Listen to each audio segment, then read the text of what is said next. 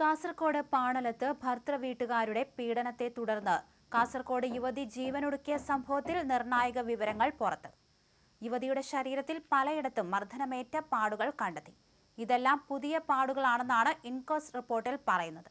ഭർതൃവീട്ടുകാരുടെ പീഡനത്തെ തുടർന്നാണ് യുവതി ജീവനൊടുക്കിയതെന്നാണ് ബന്ധുക്കൾ പരാതി നൽകിയത്. ഇതിന്റെ അടിസ്ഥാനത്തിലാണ് പോലീസ് കേസെടുത്ത് അന്വേഷണം ആരംഭിച്ചത്. സംഭവത്തിൽ അറസ്റ്റിലായ യുവതിയുടെ ഭർത്താവ് KM മുഹമ്മദ് ആദിലിനെ റിമാൻഡ് ചെയ്തിട്ടുണ്ട്. ഇയാളെ കൂടുതൽ ചോദ്യം ചെയ്തു വരികയാണ്. ഭർതൃവീട്ടിൽ അത്രയേറെ ക്രൂരമായ പീഡനങ്ങളാണ് യുവതി അനുഭവിച്ചതെന്നാണ് പറയുന്നത്. അതിനെ തുടർന്നാണ് ഭർത്താവിനെ കസ്റ്റഡിയിലെടുത്തതും ചോദ്യം ചെയ്തു വന്നതും.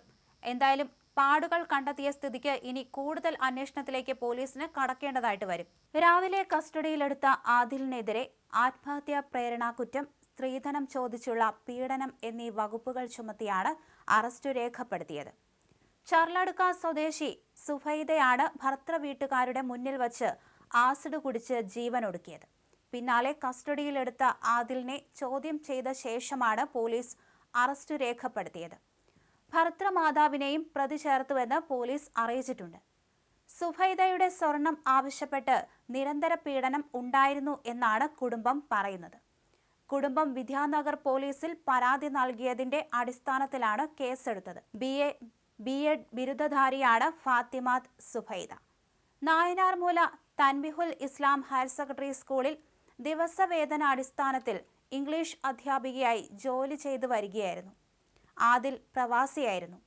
3 വർഷത്തോളമുള്ള പ്രണയത്തിനൊടുവിൽ 1 വർഷം മുമ്പായിരുന്നു ഇവരുടെ വിവാഹം. വിവാഹത്തിന് പിന്നാലെ സ്വർണവുമായി ബന്ധപ്പെട്ട് പ്രശ്നങ്ങളുണ്ടായിരുന്നു.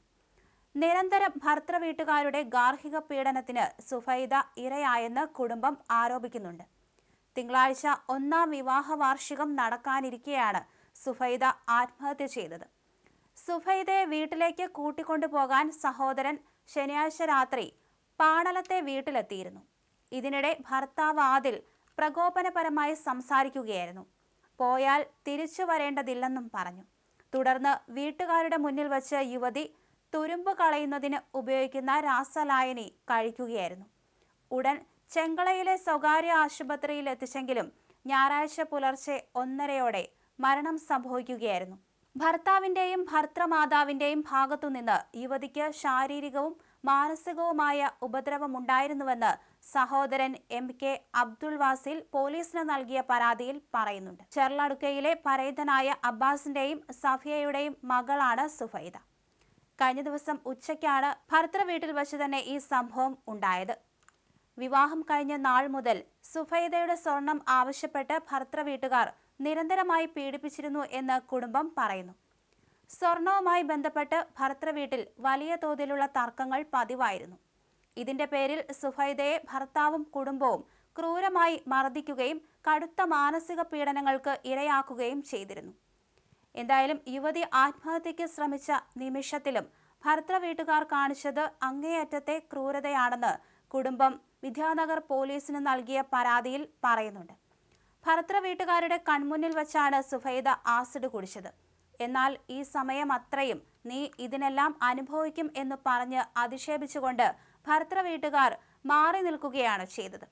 ആസിഡ് ഉള്ളിൽ ചെന്ന് പിടഞ്ഞ യുവതിക്ക് അടിയന്തരമായി വൈദ്യസഹായം എത്തിച്ചു നൽകാനോ ആശുപത്രിയിൽ എത്തിക്കാനോ പോലും അവിടെയുണ്ടായിരുന്നവർ തയ്യാറായില്ല എന്നും കുടുംബം പറയുന്നുണ്ട്. ക്രൂരമായ പീഡനങ്ങൾ സഹിക്കവയ്യാതെയാണ് യുവതി ജീവനൊടുക്കിയതെന്ന കുടുംബത്തിന്റെ പരാതിയുടെ അടിസ്ഥാനത്തിലാണ് ഇത്തരത്തിൽ കേസെടുത്തത്. വിശദമായ അന്വേഷണം ആരംഭിച്ചിട്ടുണ്ട് എന്ന് പോലീസ് അറിയിക്കുകയും ചെയ്തിട്ടുണ്ട്. എന്തായാലും ആദിലിനെ ചോദ്യം ചെയ്ത ശേഷമാണ് അറസ്റ്റ് രേഖപ്പെടുത്തിയത്.